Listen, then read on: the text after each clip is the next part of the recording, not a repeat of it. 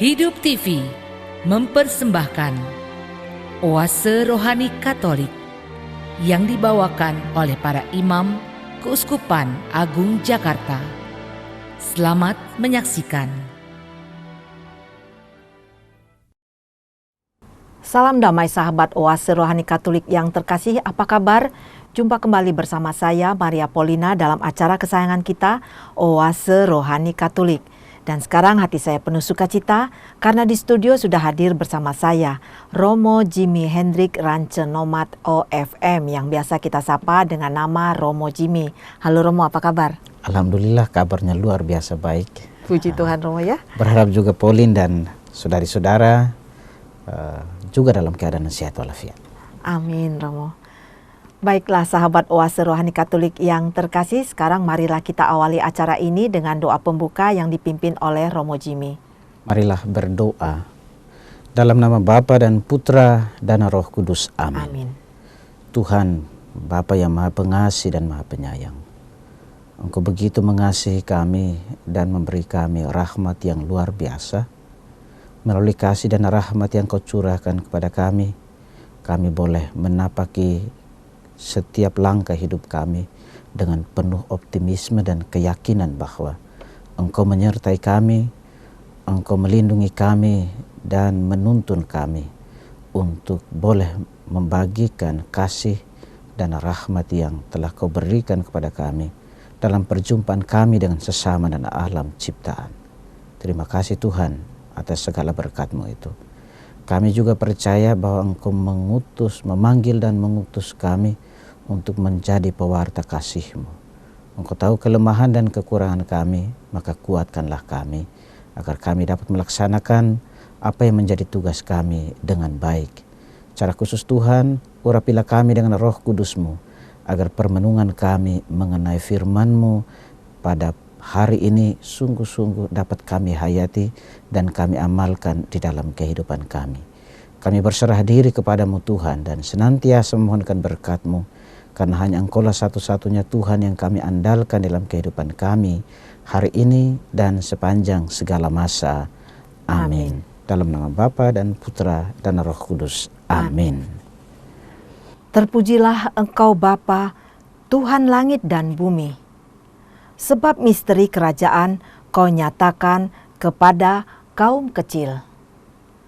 Sahabat Oase Rohani Katolik yang terkasih, bacaan liturgi pada hari ini diambil dari Kitab Yeremia bab 26 ayat 1 sampai dengan 9. Dilanjutkan dengan bacaan Injil yang diambil dari Injil Matius bab 13 ayat 54, 55, ayat 56b dan ayat 58. Dan sekarang marilah sama-sama kita membuka Alkitab kita. Saya akan membacakan bacaan pertama yang diambil dari Kitab Yeremia bab 26 ayat 1 sampai dengan 9. Pada permulaan pemerintahan Yoyakim putra Yosia, Raja Yehuda, bersabdalah Tuhan kepada Yeremia. Beginilah sabda Tuhan. Berdirilah di pelataran rumah Tuhan, dan katakanlah kepada penduduk segala kota Yehuda yang datang untuk sujud di rumah Tuhan, segala sabda yang kuperintahkan untuk kau katakan kepada mereka. Janganlah kau kurangi sepatah kata pun. Mungkin mereka mau mendengarkan dan masing-masing mau berbalik dari tingkah lakunya yang jahat, sehingga aku menyesal dan mencabut kembali malapetaka yang kucanangkan terhadap mereka, karena perbuatan-perbuatan mereka yang jahat. Maka katakanlah kepada mereka, beginilah sabda Tuhan. Jika kalian tidak mau mendengarkan daku, tidak mau mengikuti Tauratku yang telah kubentangkan di hadapanmu, dan tidak mau mendengarkan perkataan hamba-hambaku, para nabi yang terus-menerus kuutus kepadamu, tetapi kalian tidak mau mendengarkan, maka aku akan membuat rumah ini sama seperti Silo, dan kota ini menjadi kutuk bagi segala bangsa di bumi. Para imam, Para nabi dan seluruh rakyat mendengar Yeremia mengucapkan perkataan-perkataan itu dalam rumah Tuhan. Sesudah Yeremia selesai mengatakan segala yang diperintahkan Tuhan untuk dikatakan kepada seluruh rakyat, maka para imam, para nabi, dan seluruh rakyat itu menangkap dia serta berkata, "Engkau harus mati. Mengapa engkau bernubuat demi nama Tuhan dengan berkata, rumah ini akan sama seperti Silo, dan kota ini akan menjadi reruntuhan, sehingga tak ada lagi penduduknya?" Dan seluruh rakyat berkumpul mengerumuni Yeremia di rumah Tuhan. Demikianlah sabda Tuhan. Syukur kepada Allah. Sahabat Oase Rohani Katolik yang terkasih, marilah kita tanggapi bacaan pertama tadi dengan Mazmur tanggapan. Demi kasih setiamu yang besar, jawablah aku ya Tuhan. Demi kasih setiamu yang besar, jawablah aku ya Tuhan. Orang-orang yang membenci aku, tanpa alasan lebih banyak daripada rambut di kepalaku. Terlalu besar jumlah orang yang hendak membinasakan aku, yang memusuhi aku tanpa sebab. Aku dipaksa mengembalikan apa yang tidak kurampas. Demi kasih setiamu yang besar, jawablah aku ya Tuhan. Sebab karena engkaulah aku menanggung celah, karena engkaulah noda meliputi mukaku. Aku telah menjadi orang luar bagi saudara-saudaraku, menjadi asing bagi anak-anak ibuku. Sebab cinta untuk rumahmu menghanguskan aku, dan kata-kata yang mencela engkau telah menimpa aku. Demi kasih setiamu yang besar, jawablah aku ya Tuhan. Tetapi aku berdoa kepadamu ya Tuhan. Aku bermohon pada waktu engkau berkenan ya Allah. Demi kasih setiamu yang besar, jawablah aku dengan pertolonganmu yang setia. Demi kasih setiamu yang besar, jawablah aku ya Tuhan. Sahabat Oase Rohani Katolik yang terkasih, sekarang marilah kita satukan hati dan pikiran kita, karena Romo Jimmy akan menyampaikan bacaan Injil yang diambil dari Injil Matius bab 13 ayat 54, 55, 56, dan ayat 58.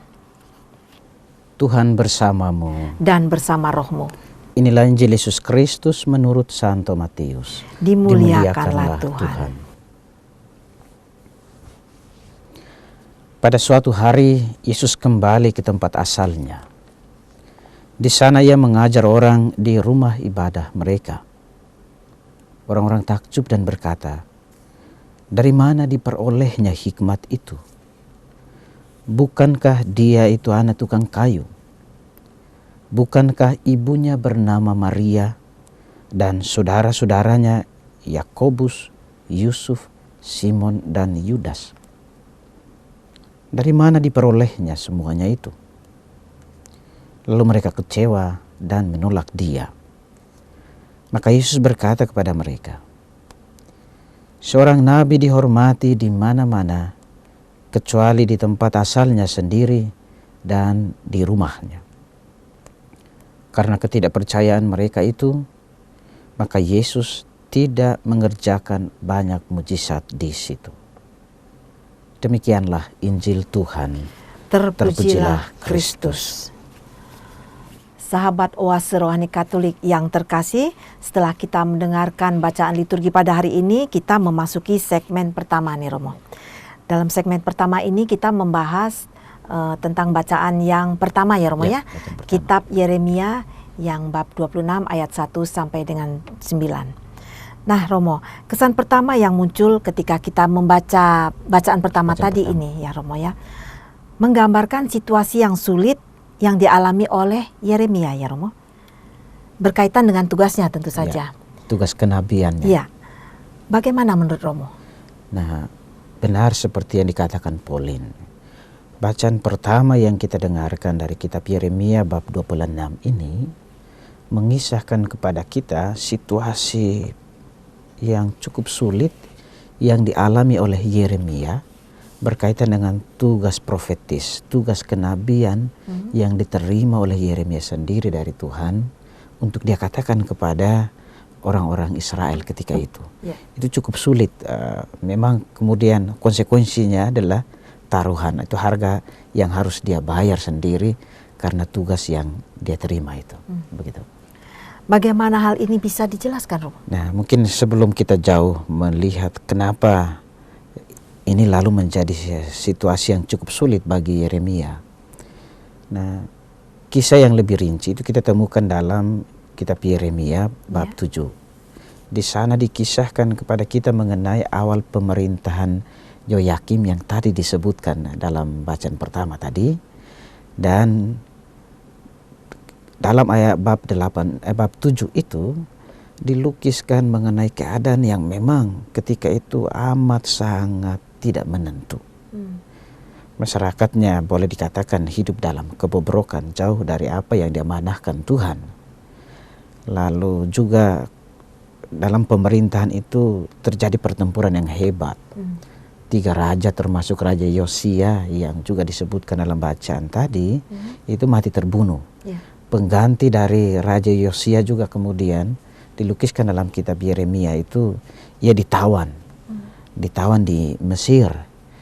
Nah, di tengah situasi yang sulit seperti ini, lalu Yeremia harus kemudian menerima tugas perutusan sebagai nabi untuk menyampaikan pesan Tuhan. Nah, yang perlu diingat adalah bahwa ketika berada di dalam situasi seperti ini, maka menyampaikan peringatan keras terhadap situasi, terhadap banyak orang yang sedang mengalami dalam arti kata tekanan-tekanan itu, maka itu tentu juga akan memperburuk suasana. Dan sama artinya dengan orang yang mau menyampaikan pesan Tuhan itu sama artinya dengan menyodorkan diri untuk dibunuh. Nah, sehingga tadi dalam bab 26 ayat 4 ayat 6 dikatakan, jika kamu tidak mau mendengarkan aku, maka aku akan membuat rumah ini sama seperti Silo, dan kota ini menjadi kutuk bagi segala bangsa di bumi. Nah, tadi saya katakan bahwa kalau menyampaikan peringatan keras supaya meluruskan kehidupan orang-orang, tentu sama dengan menyodorkan diri untuk dibunuh. Mengapa? Karena apalagi menyinggung soal kota suci, menyinggung soal bait Allah, tempat di mana mereka beribadah, itu yang notabene tidak bisa diganggu gugat. Nah, ini boleh saya katakan bahwa Yeremia dipanggil dan diutus dan kemudian dimampukan untuk berani melawan arus itu. Persoalan sedang dalam keadaan parah, tetapi dia harus menyampaikan pesan Tuhan kepada banyak orang. Dan peringatan atau pesan yang disampaikan itu juga menyangkut sesuatu yang tidak dapat diganggu gugat, yaitu bait Allah dan juga kota suci mereka itu. Nah, gitu. Jadi situasi sulit yang dialami oleh Nabi Yeremia ini adalah orang-orang pada waktu itu, orang-orang Israel hidup jauh dari Tuhan, ya Romo, ya. Seperti yang Romo katakan tadi bahwa Yeremia itu berani melawan arus, ya Romo, yang berkembang pada saat itu. Memang seperti yang kita lihat bersama tadi, Yeremia dipanggil dan diutus dalam situasi kemelut besar yang sedang terjadi dalam diri orang-orang Israel, bangsanya sendiri. Nah, dia dipanggil untuk melawan arus, sehingga memang situasinya adalah taruhannya nyawa. Maksudnya saya mau mengatakan begini, dia dipanggil untuk melawan arus dan menyampaikan pesan yang tadi saya katakan, situasi seperti ini kok kamu datang memperingatkan ini, bahkan kemudian menyebut Silo. Nanti akan ada kehancuran yang luar biasa. Tentu ini penolakan yang luar biasa. Nah, di situ Yeremia dengan jelas ayat 1 sampai dengan 6 tadi menyampaikan teguran dan peringatan yang cukup keras dari Tuhan dan ancaman yang akan diberikan oleh Tuhan kepada mereka karena sikap hidup mereka yang tidak jelas itu. Lalu tujuannya jelas juga dalam bacaan pertama tadi di ayat ketiga sebenarnya kita temukan di sana, supaya orang-orang itu bisa meluruskan hidup mereka. bertobat dari cara hidup yang tidak benar, yang tadi Pauline mengatakan jauh dari Tuhan. Nah, ini letaknya di situ, sehingga karena peringatan keras atau karena tugas kenabian untuk menyampaikan apa yang menjadi kehendak Tuhan kepada banyak orang, maka risikonya jelas juga. Dalam ayat 8 tadi, dia kemudian banyak orang, ya, para imam, para nabi dan seluruh rakyat menangkap dia dan kemudian memberikan ancaman kepadanya. Ancamannya jelas, engkau harus mati. Mengapa engkau bernubuat atas nama Tuhan dengan berkata rumah ini akan sama seperti Silo, dan kota ini akan menjadi reruntuhan sehingga tidak ada lagi penduduknya. Nah, ini jelas sekali di sana konsekuensi yang harus diterima oleh Yeremia karena pewartaannya, memperingatkan orang-orang Israel ketika itu untuk meluruskan hidupnya. Gitu. Ya, jadi saya tertarik dengan bagian terakhir yang Romo sampaikan dengan mengutip ayat 8 tadi ya Romo ya, mengenai Silo. Sebenarnya ada apa dengan Silo, Romo? Nah, ini menarik. Kenapa, pertanyaannya tadi ya, ada apa dengan Silo? Dan kenapa ketika Yeremia mengatakan apa yang disampaikan oleh Tuhan dan dengan menyebut Silo itu, mereka memberontak, mereka marah. Tentu ini ada sebabnya. Mari kita lihat Silo itu sebenarnya apa sih? Silo itu adalah tempat berdiamnya kemah pertemuan dan juga menjadi pusat peribadatan umat Israel pada masa hakim-hakim. Kita temukan di 1 Samuel bab 1 ayat 3.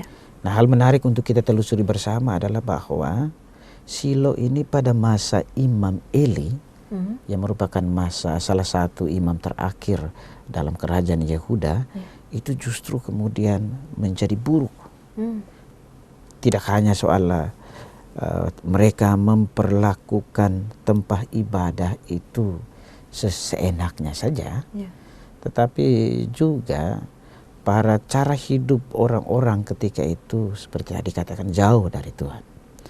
Jadi rumah Tuhan di Silo itu dinodai oleh tidak anak-anak putra dari Imam Eli itu sendiri. Juga terjadi penyalahgunaan tabut Tuhan yang diperlakukan untuk berhala, terutama dalam melawan bangsa Filistin. Dan karena itu Tuhan murka atas sikap mereka. Tuhan murka karena mereka membiarkan, lalu kemudian membiarkan rumah Tuhan itu dirampas oleh musuh. Rumah Tuhan itu dikuasai oleh musuh, dan Israel kemudian jatuh dalam kekalahan.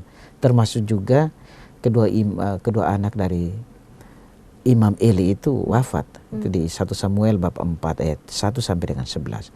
Jadi di sana mau dikatakan kalau bicara soal Silo itu adalah gambaran kegagalan Israel untuk setia pada Tuhan. Tempat ibadah itu dinajiskan, disalahgunakan. Nah, oleh karena itu Tuhan melalui Nabi Yeremia, sebagaimana kita dengar dalam bacaan pertama tadi, mengingatkan bangsa Israel agar tidak mengalami hal buruk seperti Silo. Ya, maka ketika mereka mendengar bahwa kota mereka juga akan di bumi hanguskan, maka marahlah. Ya, reaksi mereka seperti itu. Bukannya mereka mau untuk mendengarkan, dan lalu kemudian meluruskan hidup mereka kemudian bereaksi marah. Ayat 8 dan 9 tadi, bahkan kalau kita baca ya sampai dengan ayat 11. Gitu. Nah, dari apa yang Romo jelaskan tadi, artinya memperjuangkan kebenaran itu tidak mudah ya Romo ya? Bagaimana menurut pendapat Romo? Ini memperjuangkan kebenaran tidak mudah. Ada harga yang harus dibayar. Orang yang mendengarkan khotbah Yeremia, kita tahu itu adalah orang-orang yang cukup berpengaruh di tengah masyarakat. Para imam, para nabi, seluruh rakyat tadi ya. Semua elemen orang-orang Yahudi itu ada di sana. Dan khotbah yang disampaikan oleh Yeremia kepada mereka itu tidak mengenakan tentunya. Karena khotbah kutukan, menyampaikan sabda kutukan, katakanlah seperti itu. Padahal sebenarnya mereka mengharapkan dalam situasi kemelut seperti itu ada hal enak yang mereka dengarkan. Tetapi ya di satu sisi memang itu yang harus dikatakan supaya mereka bisa bertobat. Kalau enggak ya mereka akan menerima maut, bencana yang luar biasa dari sebagai bagian dari murka Tuhan atas diri mereka. Tapi menarik dalam ayat 3 tadi ya, Tuhan mengatakan kalau ada satu atau dua orang mau bertobat, maka itu kemudian bisa membuat murka Allah berbalik menjadi belas kasih. Nah, dalam kitab Yeremia selanjutnya setelah bab 26 ini kita akan melihat sikap tobat yang kemudian ditunjukkan oleh orang-orang Yehuda. Jadi menurut saya di situ, ketika dalam situasi kemelut itu, masa-masa sulit yang dihadapi oleh bangsa Israel, lalu menyampaikan lagi hal yang berupa kutukan, tentu tidak mengenakan. Dan itu tadi saya bilang, ya akhirnya ada harga yang harus dibayar. Dia ditangkap, Yeremia ditangkap, lalu harus dihukum. Ya. Nah, di satu sisi Yeremia itu harus taat melaksanakan perintah Tuhan untuk menjalankan tugas kenabiannya, tapi di sisi lain Yeremia juga harus berhadapan dengan kenyataan ancaman oleh orang-orang yang punya pengaruh, begitu Romo? Ya, ini kalau mau dibilang semacam dilema secara manusiawi ya. Seperti yang Pauline katakan, di satu sisi memang Yeremia sebagai orang yang taat, dia harus melaksanakan apa yang diperintahkan Tuhan. Tapi di sisi lain, dia tahu situasi, dan dia juga tahu kenyataan yang akan dia terima, itu berupa ancaman. Tetapi saya mau mengajak kita untuk melihat apa yang disampaikan kepada kita dalam perjanjian baru. Mewartakan firman, mau tidak mau, risiko apapun yang harus dihadapi, harus kita lakukan. Misalnya apa yang dikatakan oleh Paulus dalam 1 Korintus bab 19 ayat 16 ya. Sebab itu adalah keharusan bagiku, maka celakalah aku jika aku tidak memberitakan Injil. Kalau hanya sekedar ngomong aja ya tanpa ada konsekuensi, semua orang bisa. Tetapi konsekuensinya adalah ancaman, maka ini tentu butuh keberanian yang luar biasa. Dan oleh karena itu para imam, para nabi, orang-orang Yehuda ketika itu dengan jelas harus lebih baik Yeremia itu harus dihukum mati, ayat 8 tadi. Mati itu adalah hukuman yang layak bagi Yeremia karena dia berkhotbah, bahkan bagi mereka dia telah menghujat Tuhan, menyatakan nubuat yang sebenarnya tidak benar menurut mereka. Nah, persoalan yang dihadapi akhirnya kita kemudian mengerti bahwa tidak hanya soal Yeremia harus mempertanggungjawabkan apa yang dia khotbahkan, tetapi juga Yeremia harus memperjuangkan akibat dari sikap taatnya kepada Tuhan untuk dia lakukan itu. Jadi ketaatan lalu kemudian harus dibayar, itu ancaman kehilangan nyawa. Gitu ya Romo ya. Nah Romo, dari uraian yang Romo sampaikan tadi, sebenarnya poin-poin penting apa yang bisa kita petik sebagai bahan refleksi buat kita sendiri Romo? Sebenarnya banyak. Nah, dalam permenungan saya berkaitan dengan bacaan pertama ini, saya menemukan setidaknya ada 2. Yang pertama, harus dikatakan bahwa cara kerja Allah kepada kita manusia itu sungguh luar biasa. Allah hadir dalam hidup kita, menuntun kita, dan termasuk juga Allah mengarahkan kehidupan kita. Melalui siapa? Melalui orang-orang yang ada di sekitar kita.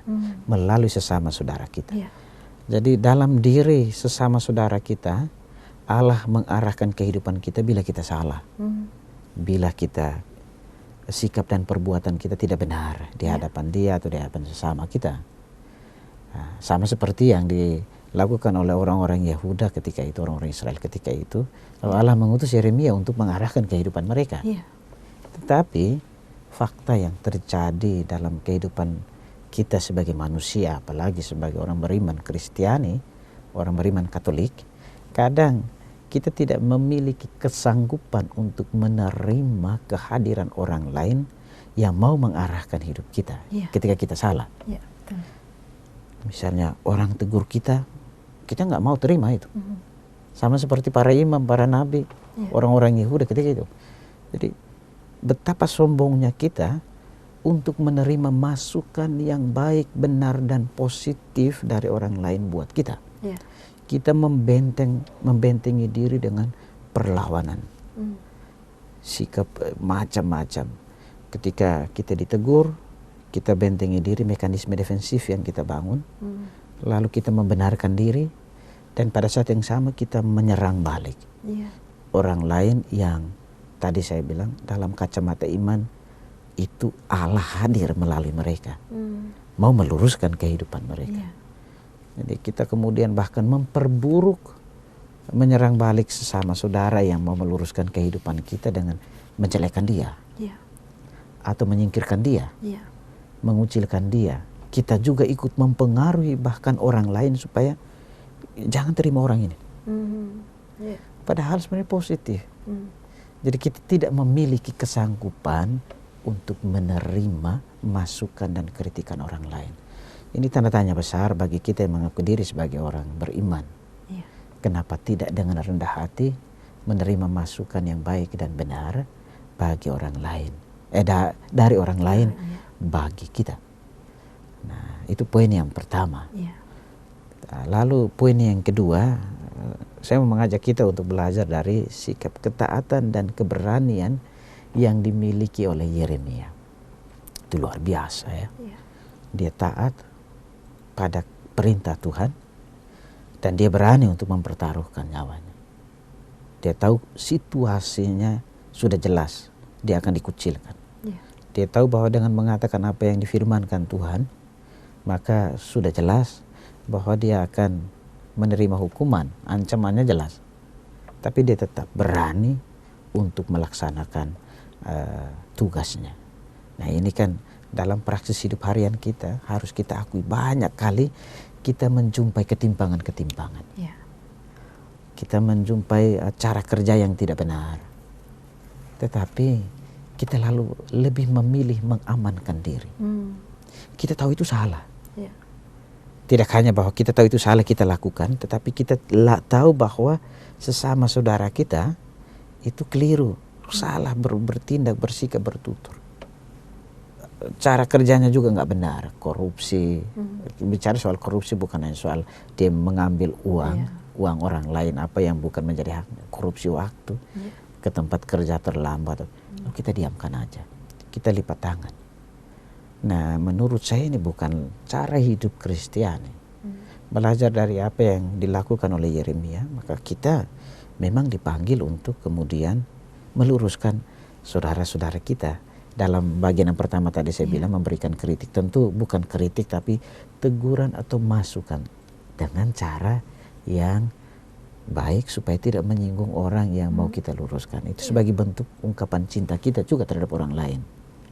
Contoh lain misalnya kalau di tempat kerja ya banyak kita jumpai praktek yang nggak benar. Teman-teman rekan-rekan kerja kita itu datangnya telat. Itu udah hobinya. Datangnya telat.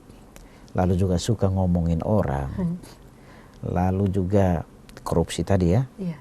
Atau berbagai macam penyimpangan-penyimpangan lain yang kita temukan dalam diri sesama saudara kita. Pertanyaannya adalah apakah kita diam? Diamkan itu kemudian terus berlanjut, atau yang pertanyaan yang kedua kita juga ikut ambil bagian. Nah, menurut saya keberanian kita bisa kita buat dalam dua langkah. Jangan ikut seperti apa yang mereka lakukan, jangan mengikuti cara hidup yang nggak benar itu. Lalu yang kedua, kita harus punya keberanian meskipun risikonya sudah pasti bahwa kita akan dikucilkan, kita akan disingkirkan, kita akan dalam pergaulan atau apapun yang sudah jelas. Sama seperti Yeremia atau nabi-nabi lain lah. Nanti di bacaan Injil kita akan melihat juga sama seperti yang dialami oleh Yesus. Tapi saya mau mengatakan bahwa minimal kita memiliki kepedulian terhadap kebaikan orang. Kalau tahu itu salah, kita katakan tentu dengan cara yang baik. Supaya orang yang kita katakan itu tidak tersinggung. Kalau tersinggung bahaya besar. Bisa jadi marah. Nah, intinya saya mau mengatakan ini poin bagian yang kedua ini. Jangan biarkan apa yang tidak baik dan tidak benar berjaya karena sikap diam kita.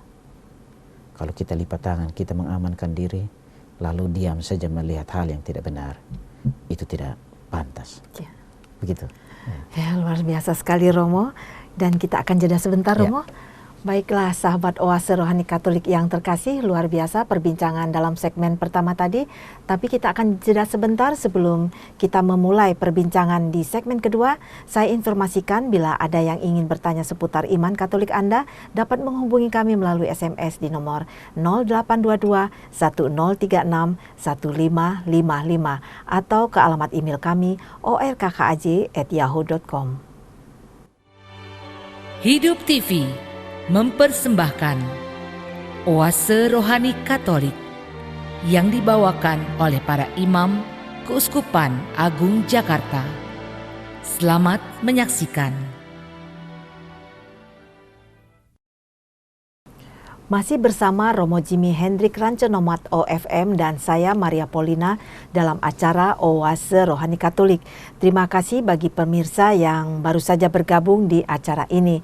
Nah Romo, sekarang kita memasuki segmen kedua ya Romo, tentang pembacaan Injil ya Romo, pembahasan tentang Injil ya Romo. Injil Matius ya. Ya, sebelum kita masuk tentang pembahasan Injil pada hari ini, bisakah Romo menyampaikan beberapa poin yang terkait dengan bacaan pertama tadi Romo? Ya, yang pertama saya mau menegaskan dua hal tadi ya. Cara kerja Allah luar biasa. Ya. Dia hadir melalui orang lain untuk mengarahkan hidup kita, tetapi kadang kita menolak kehadiran Allah dalam diri orang lain yang mau memperbaiki hidup kita. Orang tegur kita nggak terima. Itu berarti kita menolak cara atau kebaikan dan bentuk perhatian, kepedulian Allah yang luar biasa bagi kita melalui orang lain. Kalau dilanjutkan, kalau kita menolak Allah, berarti kita juga menutup diri terhadap rahmat yang mau dialirkan oleh Allah untuk kita. Hal yang lain adalah mari kita membangun keberanian dalam diri kita. Dengan penuh keyakinan kita harus yakin bahwa kita ini dipanggil oleh Tuhan untuk membawa kebenaran dan kebaikan. Maka ketika di dalam kehidupan kita ada cara hidup yang nggak baik, yang nggak benar, mari kita perbaiki.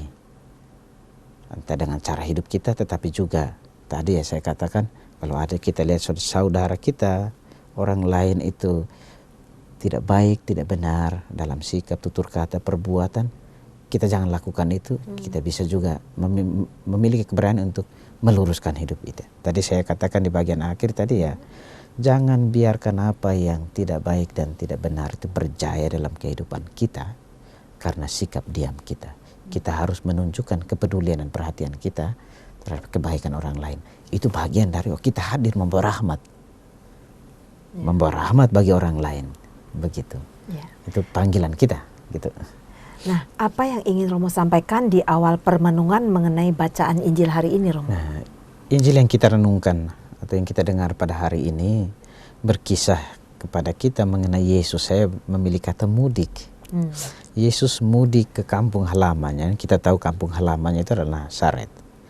Tadi Matius mengisahkannya dengan cukup menarik, singkat tapi menarik, karena banyak orang takjub mendengar apa yang dikatakan. Tetapi ironinya adalah kekaguman mereka terhadap apa yang dilakukan oleh Yesus itu kemudian justru berubah menjadi sebuah penolakan yang luar biasa. Dari mana ini dia peroleh hikmat seperti ini? Orang tuanya kan kita tahu, dia ini anak tukang kayu, ibunya Maria dan ada bersama kita, saudara-saudaranya juga jelas ada bersama kita. Padahal kalau sebagai manusia harus bangga. Semacam Indonesian Idol ya, orang pasti akan bangga mendukung. Karena apa? Wah, dia yang terkenal ini membawa nama, mengangkat nama kampung halaman kita. Sehingga mesti memberikan apresiasi berupa dukungan, terima kasih, kita sambut dengan. Tapi itu tidak dialami oleh Yesus. Yang dilakukan oleh orang-orang sebangsanya, keluarganya sendiri, orang-orangnya sendiri, kampung halaman itu menolak kebaikan yang dilakukan, gitu. Nah, jadi dalam bacaan Injil ini jelas dikatakan bahwa penolakan terhadap Yesus karena orang-orang Nazaret mengenal dengan baik latar belakang beliau. Nah, bagaimana hal ini bisa dijelaskan, Romo? Terima kasih. Menarik untuk kita cermati, Pauline dan sahabat Oase Rohani Katolik yang saya kasih dalam Tuhan Yesus. Nubuat Nabi Yesaya yang disampaikan oleh Yesus kepada orang-orang di Nazaret justru kemudian terjadi secara ironi, yaitu Yesus harus ditolak oleh kaumnya sendiri. Meskipun kita tahu bahwa Kapernaum itu menjadi pusat rumah bagi Yesus bersama dengan para muridnya untuk bergerak kemana-mana, mengajar, menyembuhkan banyak orang. Dalam arti bahasa Injilnya adalah mewartakan tentang kerajaan Allah. Tetapi Yesus tetap menganggap Nazaret itu kota asalnya. Sehingga tadi saya katakan dia mudik ke kota asalnya Nazaret. Dia masuk ke kota asalnya. Dia disambut dengan hangat ya. Orang terkagum dengan takjub dengan apa yang dikatakan oleh Yesus di rumah ibadah mereka. Tetapi ironi tadi, tiba-tiba mereka kemudian menolak dia. Dari mana hikmat yang diperoleh itu? Padahal apa yang disampaikan itu harusnya memukau mereka. Tetapi mengapa mereka menolak Yesus? Itu tadi seperti yang tadi Pauline katakan bahwa ya mereka mengenal siapa Yesus. Mereka mengenal latar belakang. Tadi jelas dalam bacaan Injil. Mereka mengenal dengan baik dia ini orangnya begini aja, orang sederhana, anak tukang kayu. Kok tiba-tiba dia mengajari kita seperti ini? Dari mana hikmat itu? Saudara-saudaranya kita tahu, ibunya juga ada bersama dengan kita. Mungkin iri gitu Romo? Ya, mungkin bisa dikatakan bahwa mereka iri. Sebagai manusia kan, strata sosial juga bisa kemudian menciptakan suatu pandangan, bahkan cara hidup yang kemudian menggiring orang untuk sampai pada ya iri itu tadi. Seharusnya saya lebih bisa dari dia. Kok kenapa dia kemudian? Dari mana hikmat itu? Iri. Tidak hanya soal itu, tapi keraguan-raguan dan ketidakpercayaan apa yang dikatakan oleh Yesus. Dan itu muncul dalam hati mereka. Mereka iri akan hikmat yang didapat oleh Yesus. Mereka merasa Yesus itu tidak pantas. Dia tidak layak untuk mendapatkan hikmat karena dia hanya anak tukang kayu kok. Di sini juga menurut saya jelas buat kita menunjukkan satu hal, kesombongan lalu menjadi gerbang masuknya iri hati dan dengki dan kebencian. Nah, kalau sudah ada iri hati, dengki dan kebencian, maka yang terjadi kemudian adalah kita menutup mata hati kita untuk melihat kebenaran. Jadi kita tidak hanya bahwa kita jatuh dalam dosa yang tadi iri, dengki, benci, tetapi juga kemudian kita tidak sanggup untuk melihat kebaikan yang dilakukan oleh Allah dalam diri orang lain. Pada saat yang sama, kita juga akhirnya menutup diri kita untuk berbagi kebaikan terhadap orang lain. Kalau iri sudah bekerja, yang terjadi seperti itu. Dan ini justru yang dilakukan oleh orang-orang Nazaret. Ya, ini yang dialami oleh Yesus. Kesombongan mereka menjadi pintu masuk bagi sikap iri, dengki, dan benci. Begitu. Jadi kalau kita pandang dari segi manusia kita sekarang ini Romo, sepertinya kita lebih mudah melihat orang itu dari status sosial, latar belakang gitu ya Romo ya. Jadi seperti apa menurut Romo? Ini seringkali kita semua ini harus kita akui dengan jujur, kita memiliki kelemahan dalam hal itu. Kita gampang memandang dan menilai orang lain dari strata sosialnya, statusnya, dari latar belakangnya, dari tempat asalnya, orang tuanya, profesinya apa. Kita kemudian gampang menilai seseorang dari hal-hal tersebut, padahal sebagai orang beriman, tadi ya, kita harus memiliki keyakinan bahwa Allah itu bekerja luar biasa efektif dalam diri orang lain. Bisa jadi Allah itu bekerja dengan baik pada sahabat kita yang tidak tahu latar belakang keluarganya parah. Dia dari kampung yang parah. Atau dia ini kalau dibandingkan dengan tingkat pendidikan, dia ini hanya tamat SD, SMP, SMA. Gue nih S3 loh, S1 loh, kerjaan saya jelas. Nah ini yang kemudian membuat kita sombong dan menilai orang hanya berdasarkan itu. akhirnya kemudian kita tidak bisa melihat cara kerja Allah yang luar biasa dalam diri setiap orang itu. Nah, yang penting menurut saya di sini adalah melihat buah-buah hidup yang disampaikan oleh orang lain, bukan melihat siapanya. Don't judge the book it's by cover. Itu gampang sekali kan kita.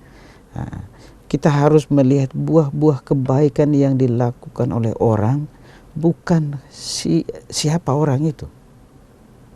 Memang untuk bisa mengagumi, untuk bisa mengakui, untuk bisa menerima kelebihan orang lain, dibutuhkan kebesaran jiwa dan kerendahan hati. Kalau tidak ada itu, mana mungkin kita mau menerima kelebihan orang lain. Yang ada adalah iri, yang ada adalah benci, yang ada adalah dia ini begini kok. Begitu.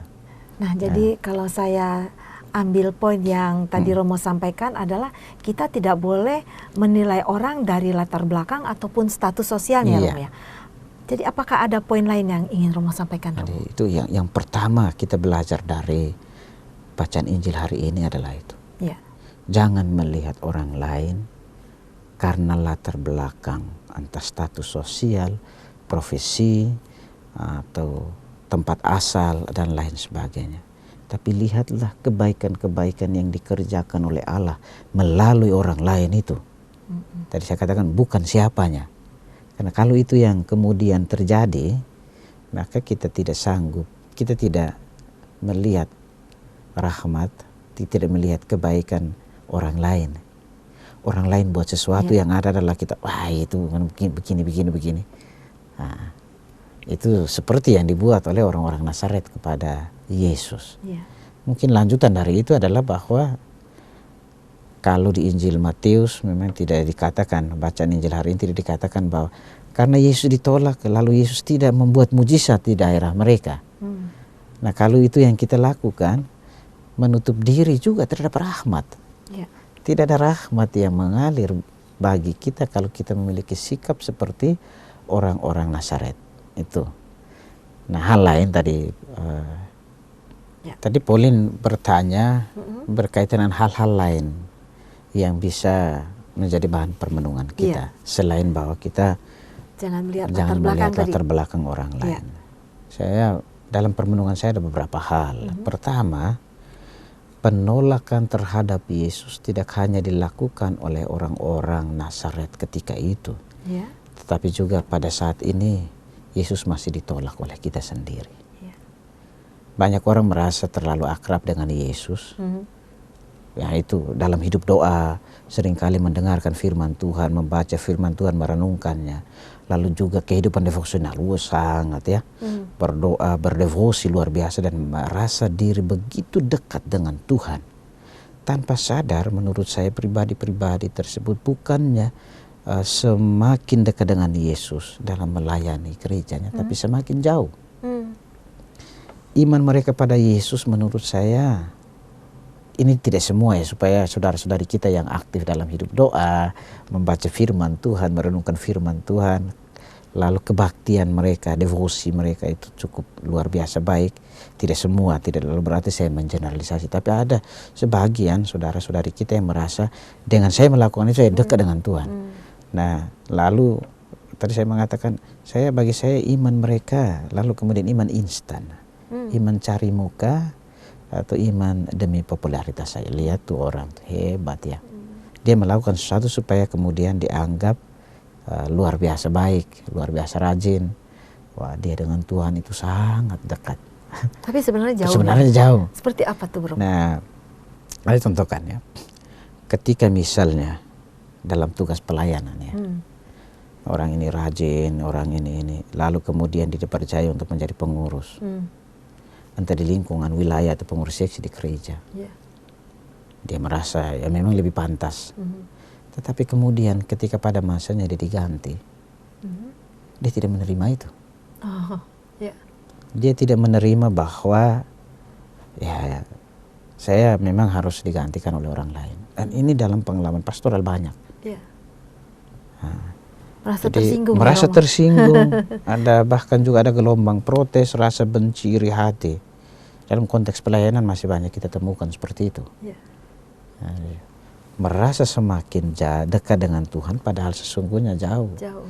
Ya. Karena yang ditunjukkan sebenarnya demi popularitas, saya katakan tadi, iman demi popularitas, iman mencari muka, iman instan. Saya berharap bahwa hal ini tidak terjadi dalam diri kita.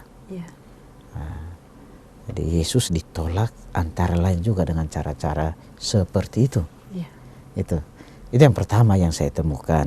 Yang kedua, pertanyaan refleksi untuk kita semua. Sudah berapa kali kita menolak Yesus dalam hidup dan dalam diri kita, dalam pengalaman praksis harian kita? Sudah berapa kali? Tentu tidak bisa dihitung. Banyak kali dalam kehidupan kita alami, dan pengalaman-pengalaman kita itu menunjukkan bahwa kita banyak kali menolak Yesus. Yesus sudah banyak kali ditolak. Itu dengan kalimat yang agak lebih kasar mungkin, kita gadaikan Yesus, kita jual Yesus hanya karena cinta, hanya karena jabatan, hanya karena uang, dan masih banyak lagi alasan-alasan lain. Bisa kita bayangkan bagaimana perasaan Yesus. Itu di satu sisi. Di sisi lain, dalam relasi horizontal dengan sesama saudara kita, banyak kali juga kita menolak Yesus yang hadir dalam diri sesama saudara kita karena alasan tadi kita lebih melihat tampilan fisik, apa yang duniawi gitu masih duniawi. Nah, melalui kisah Injil yang kita renungkan bersama pada hari ini, kita disadarkan untuk membuka hati, lebar-lebar melihat Allah yang bekerja dalam diri sesama saudara kita, lalu juga kemudian penuh keyakinan bahwa ada Tuhan yang bekerja dalam diri mereka, ada kebaikan dan kasih setia yang ada dalam diri mereka. Poin lain adalah jangan gadaikan imanmu karena persoalan-persoalan tadi, cinta, jabatan, atau uang atau alasan lain. Poin yang ketiga adalah bahwa dalam kehidupan ini kita seringkali menuntut banyak dari Tuhan Yesus yang kita imani sebagai juru selamat. Kita memang di satu sisi mengharapkan ada mujizat, ada rahmat yang dikerjakan Tuhan buat kita. Tetapi kita seringkali juga lupa untuk membuka hati terhadap Tuhan. Padahal mujizat akan terjadi apabila ada keterbukaan hati untuk menerima Dia. Orang-orang Nazaret tadi saya sempat menyinggung itu ya, dan kita tahu bersama itu. Orang-orang Nazaret menolak Tuhan yang mau mengajar mereka. Tetapi karena sikap tolak ini, penolakan ini, lalu tidak ada mujizat. Jadi kalau kita menutup diri untuk melihat kebaikan orang lain yang kita tahu bahwa kebaikan itu ada di dalam diri orang lain karena Tuhan, maka kita menolak rahmat. Kita menolak dalam bahasa Injilnya mujizat. Maka mari kita membuka hati dan diri kita atau dengan rendah hati kita harus membuka hati kita agar Yesus sungguh-sungguh berkarya dengan baik dalam hidup kita. Yesus bisa menjadi pedoman hidup kita, dan kemudian terjadi mujizat dalam arti rahmat itu tercurah dengan baik kepada kita. Yang tadi Romo katakan tadi bahwa cara kerja Allah itu sungguh luar biasa. Allah itu hadir melalui orang-orang di sekitar kita tadi ya. Mungkin bagian yang pertama dalam bacaan pertama tadi sempat kita singgung bahwa Allah itu hadir melalui orang lain. Maka kita harus menerima orang lain. Kekurangan apapun, apalagi kelebihan orang lain. Nah, ini biasanya kita gampang untuk iri toh. Gampang juga untuk melihat kelemahan orang lain. Akhirnya kemudian kita menutup hati. Pertama, melihat rahmat Tuhan yang bekerja dalam diri orang lain, tapi juga menutup diri kita untuk membagikan rahmat yang telah kita terima itu kepada orang lain. Tidak ada mujizat di sana. Menutup diri yang tadi Romo katakan. Maka mesti ada kesanggupan, kebesaran jiwa dan kerendahan hati untuk menerima rahmat Allah yang hadir melalui orang lain, apapun kelemahan dan keterbatasan orang lain. Jadi timbul kesombongan dari hati kita atau seperti apa, Romo? Ketika kita menutup hati, menutup diri untuk melihat kebaikan orang lain, sudah jelas kita jatuh pada kesombongan. Dan tadi juga sudah kita bicarakan bersama, kesombongan itu pintu gerbang bagi masuknya iri hati, Iya. dengki, benci, seperti juga dialami atau dilakukan oleh orang-orang Nazaret kan, Iya. atau juga orang-orang Israel dalam bacaan pertama tadi. Dan manakala ada kebencian, ada iri hati, tentu juga tidak ada lagi di sana kesanggupan untuk bekerja sama dengan rahmat Allah yang diberikan kepada kita. Apalagi dalam keadaan yang modern sekarang ini, Romo. Ya, agak sulit ketika orang berusaha untuk hidup berdasarkan keinginannya. Iya. Dan pada saat yang sama dia membangun keyakinan bahwa orang lain apalah artinya. Jadi membentengi diri membentengi sendiri. diri. Dan disitulah letak di mana kemudian terjadi sebenarnya kita menciptakan kejahatan atau penderitaan buat diri kita sendiri. Iya. Penderitaan lalu yang kita ciptakan, kita kemudian mengatakan, oh ini orang lain yang buat untuk saya. Iya. Jadi menolak rahmat juga Iya, ya, Romo, ya? persis di situ letak. Iya. Tadi Romo katakan yang ketiga. Nah, sekarang yang keempat gimana, Romo? Yang keempat, mari kita belajar apa yang dilakukan oleh Yesus berhadapan dengan orang-orang Nazaret. Orang-orang terdekatnya yang menolak dia. Yesus tidak mau ambil pusing, menurut saya tidak mau ambil pusing dengan reaksi atau tanggapan dari orang-orang sebangsanya sendiri, dari kaum keluarganya sendiri. Iya. Mengapa Yesus juga tidak mencari popularitas? Yesus tidak sedang mencari penggemar dari orang Nazaret. Nah, Yesus juga tidak mau peduli dengan pencemaran nama baik. Ini itu juga kadang terjadi ya. Iya. Mungkin kita bertindak ini supaya kita dianggap sebagai orang penting, popularitas, status kita naik, ada gengsi tersendiri. Jadi pahlawan. Jadi pahlawan macam-macam. Atau nama baik kita dicemarkan karena begini macam-macam. Lalu kemudian kita lalu tidak mau lagi peduli terhadap orang lain. Yesus tidak. Iya. Yesus tidak bereaksi seperti yang reaksi kita manusia, meskipun itu sebenarnya menyakitkan secara manusiawi. Iya. Mereka suka atau mengagumi, mereka marah atau membenci, Yesus tidak ambil pusing dengan itu. Dia tetap memilih untuk mewartakan apa yang menjadi tugas yang diterima dari Bapa di sorga. Dia mewartakan kerajaan Allah kemana-mana. Siang malam dia terus berkarya. Dia tidak mau ambil pusing soal itu. Nah ini mari kita belajar dari Yesus itu. Kita bukan berarti tidak ambil pusing, ini kita menjadi pribadi yang apatis. Iya. Tidak, saya tidak sedang bicara berkaitan pribadi yang apatis, tapi jangan sampai karena gengsi kita lalu kemudian mengaburkan niat baik kita untuk melakukan kebaikan. Ya. Karena itu yang terjadi. Jadi mari harus disadari bahwa kita dipanggil menjadi saksi Tuhan dalam kehidupan kita. Kita berhadapan dengan tantangan, dengan kesulitan, bahkan karena kebaikan, lalu kita ditolak. Itu banyak pengalaman berbicara berkaitan dengan hal itu. Iya. Tidak semua kebaikan yang kita lakukan itu diterima oleh orang lain. Iya. Lalu apakah kemudian kita ya udah saya lakukan ini menurut saya baik, tapi kok ini ya udah biarin aja. Ini bukan cara hidup orang Kristiani. Ya. Jadi jangan sampai kita putus asa ketika kita melakukan kebaikan lalu mendapatkan tantangan. Ya. Kita harus memilih bertindak seperti yang dilakukan oleh Yesus. Ya. Tidak harus mencari aman. Ya udah karena ditolak ya udah biarin aja. Melipat tangan tanpa peduli. Penolakan dapat dapat kita jadikan tidak lalu dijadikan sebagai alasan untuk menyerah melakukan kebaikan. Mungkin di tempat kerja banyak saya mendapatkan cerita dari teman-teman yang Katolik, bagaimana mereka tadi ya bagian yang pertama, bacaan pertama, menegur orang lain lalu dikucilkan, lalu ini. Lalu ya daripada saya risikonya risikonya saya kemudian disingkirkan, dikucilkan, bahkan juga berkaitan pangkat kedudukan saya itu lalu berakibat buruk buat saya, mendingan saya diam. Ini bukan pilihan yang tepat. Tadi saya katakan jangan gadaikan imanmu hanya karena jabatan atau profesi. Ya, kita tetap dipanggil untuk melakukan kebaikan demi kebaikan. Begitu. Dan yang kelima, Romo? Yang kelima, kita juga bisa belajar dari orang-orang Nazaret. Reaksi orang-orang Nazaret itu menjelaskan kepada kita bahwa mereka tidak siap terhadap hal yang baru. Menutup diri juga menutup ya? diri. Mereka hanya merasa aman dengan pola hidup ya, pola berpikir yang lama. Karena mereka mengharapkan bahwa ajaran iman itu hanya seputar ibadah doang. Upacara, puasa, larangan-larangan atau aturan. Nah ini juga yang terjadi.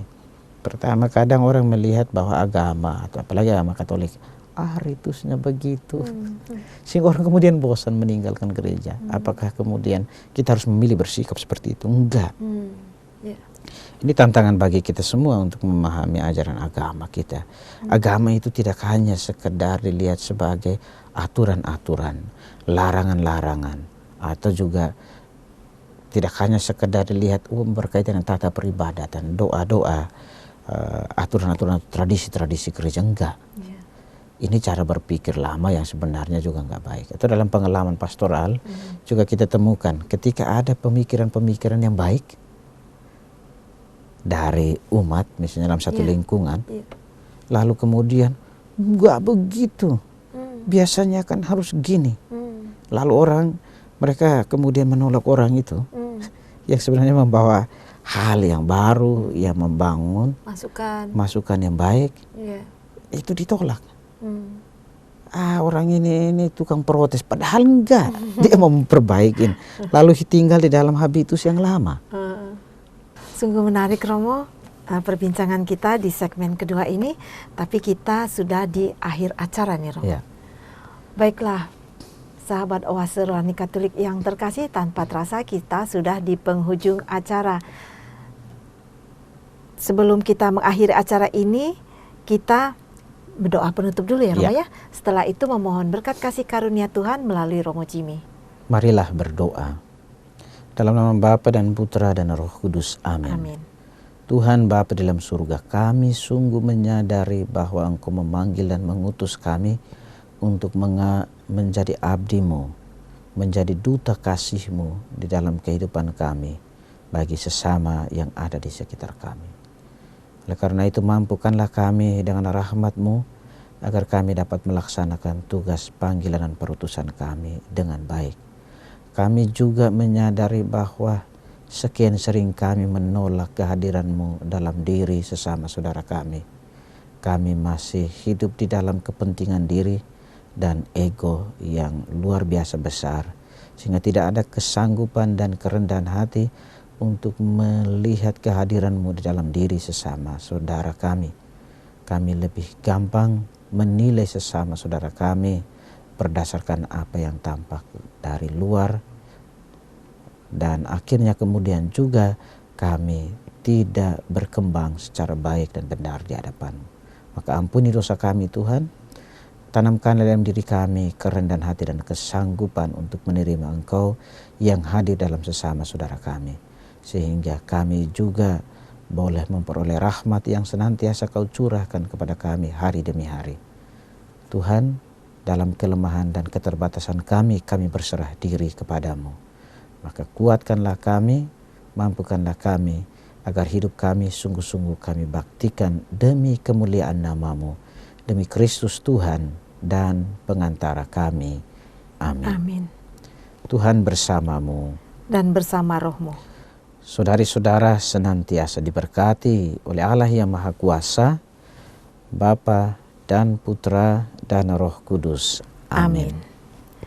Demikianlah sahabat Oase Rohani Katolik yang terkasih, Allah itu peduli terhadap kehidupan kita, di mana cara kerja Allah kepada manusia sungguh luar biasa. Dia hadir melalui orang-orang di sekitar kita. Akhir kata, saya Maria Paulina dan Romo Jimmy Hendrik Rancenomat OFM pamit undur diri. Damai Tuhan selalu menyertai kita semua. Mari amalkan Pancasila. Kita Bhinneka, kita Indonesia. Demikianlah Oase Rohani Katolik yang dibawakan oleh para imam Keuskupan Agung Jakarta. Tuhan memberkati.